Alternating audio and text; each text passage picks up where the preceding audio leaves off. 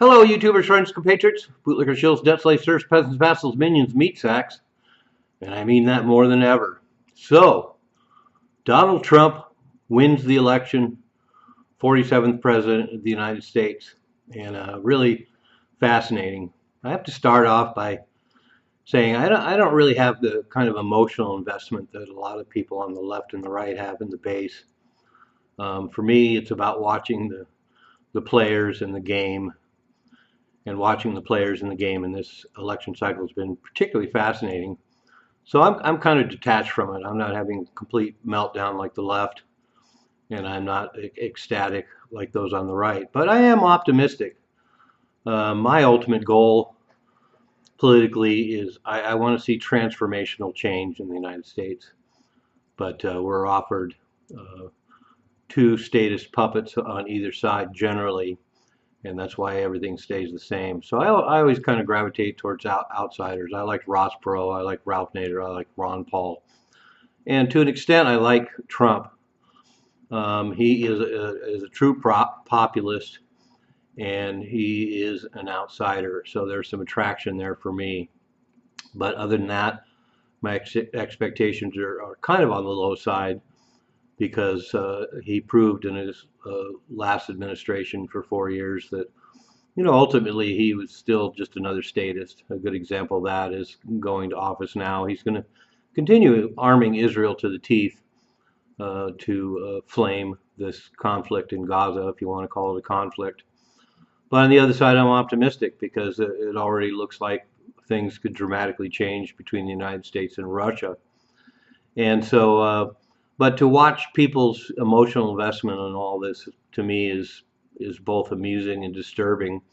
Um, the one thing that's kind of funny about it is people have the same feelings about their football teams. I mean, they have meltdowns when their teams lose, and they get ecstatic when their teams win. And now we see that same kind of reaction just transposed to the political arena.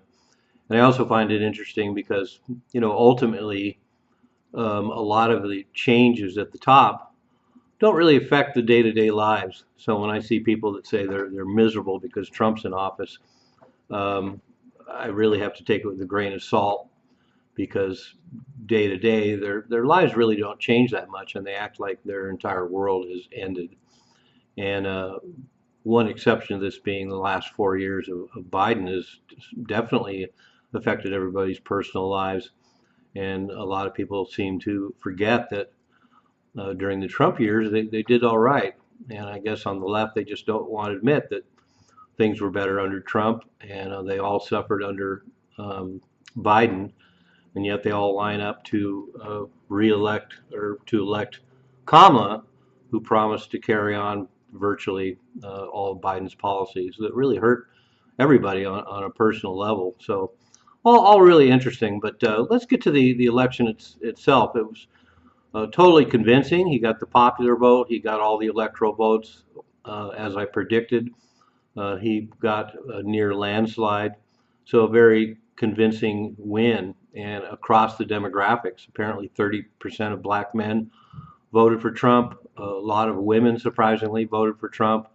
Gen Zers, particularly young people, they felt the brunt of the American dream slipping away from them. They turned out in droves for Trump, and also Hispanics, because we have a Hispanic community that doesn't like what's going on down at the border. A lot of those people are potentially, a lot of them came in here illegally, but have adapted in this country, and a lot of them came in legally, and they have a particular bone to pick.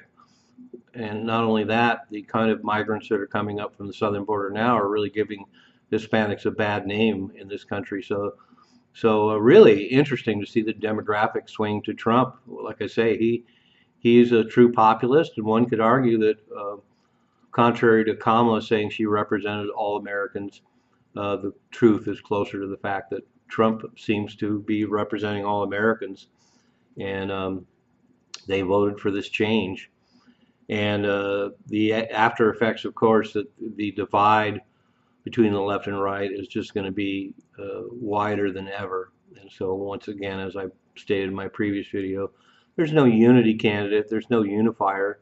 They would like to be, and they talk about it, but the fact is that most of the rhetoric, sadly to say mostly from the left, is very divisive. And so we've ended up with this politics of hate. And this post-election, we could see a lot of civil unrest and certainly a lot of incivility. Social media is already going crazy, so that's to be expected. Moving forward, one thing we're going to see is that there's going to be, like I say, there's going to be unrest.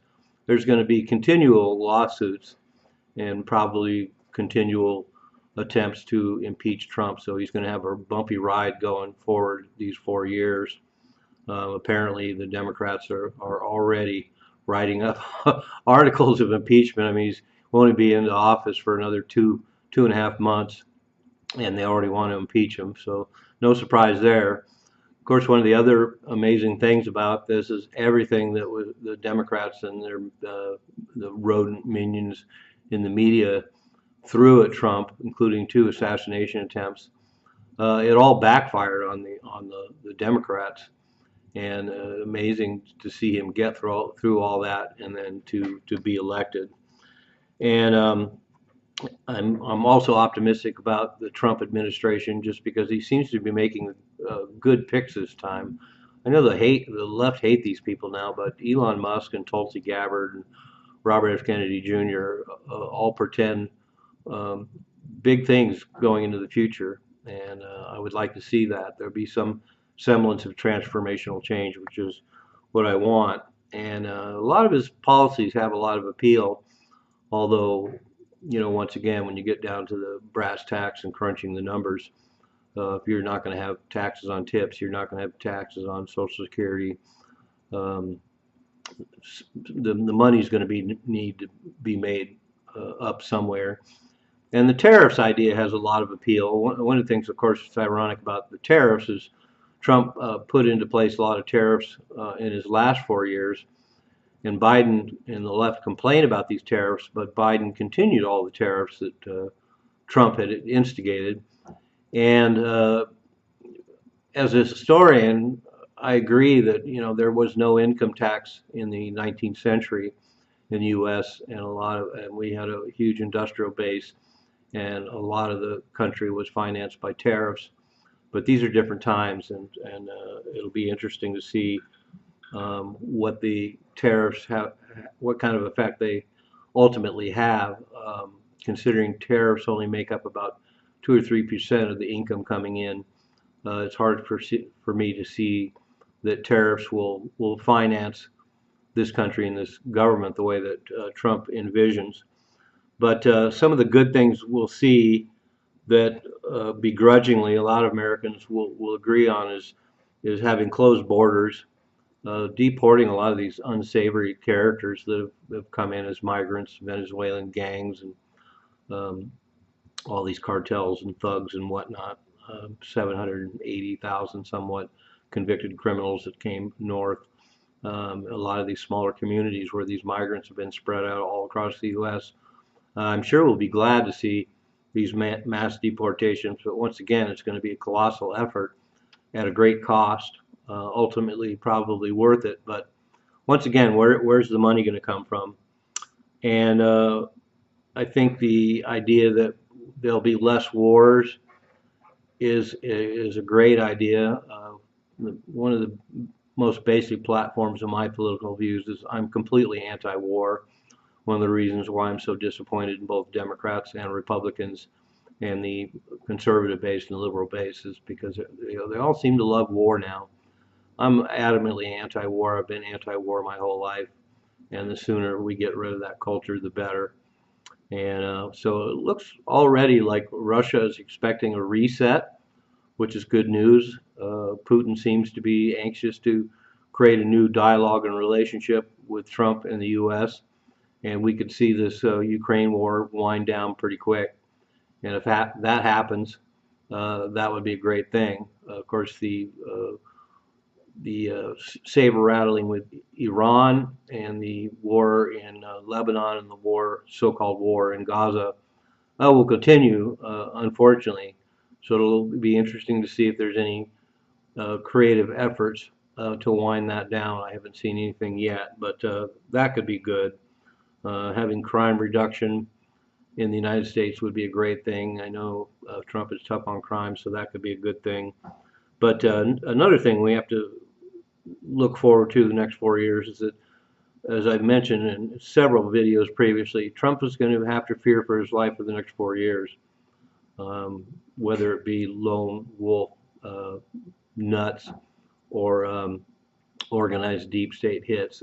It's a reality we're going to have to face the next 4 years, every day, every week, every month, every year, and then we're going to see this gigantic legal clusterfuck. The liberal establishment is going to fight him tooth and nail through the next 4 years, and so that's something that's going to slow things down. Although, as everyone knows now, the Republicans are going to win the House and the Senate as well. So there's going to be a huge advantage in advancing whatever programs Trump wants to put forth. One of the things I have to say is that the Democrats now, of course, are eating their own, and they're blaming everybody but themselves. And one of the things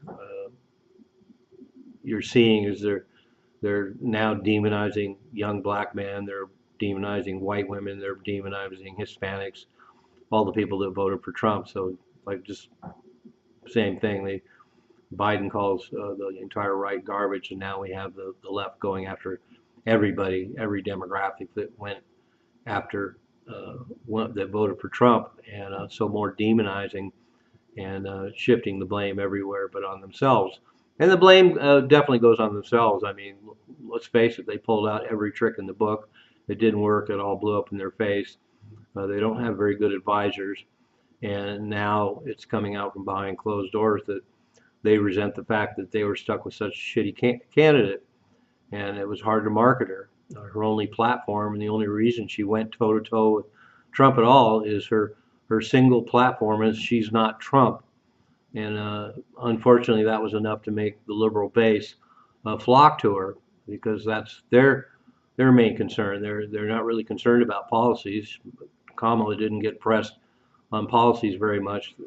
Just the fact that she wasn't Trump was enough for them. So that's where we are in American politics right now.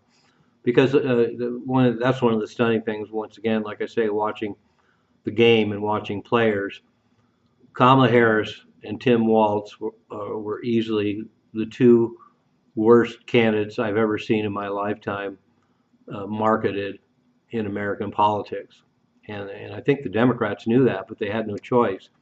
I think they would have been better off having a convention and finding a candidate that could actually stand a chance and have a little more than they're not Trump, and actually have some policies and have some articulation and engage the press and engage the public. And they didn't do that. So really odd the way that this whole campaign played out. But I also have to say that it'll be interesting. People keep talking about, well, people on the left and the rodent minions in liberal media keep all this fear mongering, and that's one of the interesting things about people too, is that they're all riled up about Trump, and they hate him personally, and they don't like his personality. They don't want to listen to him talk, and they torture themselves. They constantly watch fear porn and Trump porn all day, every day on their social media sites, and make themselves miserable and just torture themselves. I don't like the old comic Carrot Top. I find him completely repulsive. Why would I continue to watch Carrot Top clips and Carrot Top stand-up routines if I can't stand the guy? I wouldn't want to torture myself that way. And that's kind of how I feel about people on the left that just are obsessed with Trump and just make themselves miserable and act like their whole lives are destroyed when they're actually the ones that are destroying their own lives by being obsessed with Trump porn. But I do have to add, too, that it's going to be interesting because we've already seen 4 years of Trump before, and he was what he was, and it wasn't near the dramatic and hyperbole that we've heard for this last election cycle about him being a Nazi and the next Hitler and an existential threat to democracy and all that other stuff. It didn't happen last time. There's no reason to believe it would happen this time, but that kind of rhetoric really resonated with the base, and we hear them parrot it all the time, which is just really sad. But going forward, of course, we're never going to hear an apology. We're never going to hear the left scratch their head and go, "What happened?" Because we're not going to see internment camps. We're not going to see journalists rounded up and put in prison. We're not going to see people killed. We're not going to see the Constitution discontinued. We're not going to see a dictatorship. We're not going to see a national abortion ban. We're not going to see Project 2025. So it's just going to be another presidency, albeit a little more dramatic, a little more different, having an outsider come in. He's got some great picks. I'm trying to be optimistic about what's going to happen moving forward. And like I mentioned at the beginning, I don't really have that much skin in the game. I don't like Republicans. I don't like Democrats. Trump is not a traditional Republican, so he has that going for him as far as I'm concerned.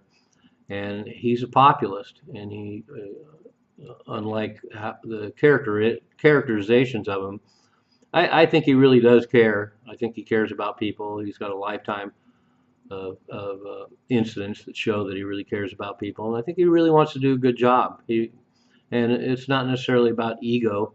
I mean, the guy's filthy rich now. He's incredibly famous. He's been successful in the entertainment world and television, and so he had nothing to prove other than that he wanted to come in and help out this country with his particular vision. And I know a lot of people don't want to hear that, and they have a different idea of who he is. But I just look at the facts. I don't get wrapped up in this identity politics. What the left finds horrifying in Trump, I actually find him kind of amusing for the most part, and seems to be an all right guy. And there you have it. Kamala, on the other hand, I think was a complete fraud. I mean, it doesn't take much of a look at her rise to the top and the way she slept her way to the top, and is a complete opportunist. Really doesn't have a clue about foreign or domestic issues, has no policies, and she's a lot harder for me to watch and listen to than Trump ever was. But here we are, 2025. Trump is president, and it's going to be quite a show. I'm a useful idiot. Don't you be one too.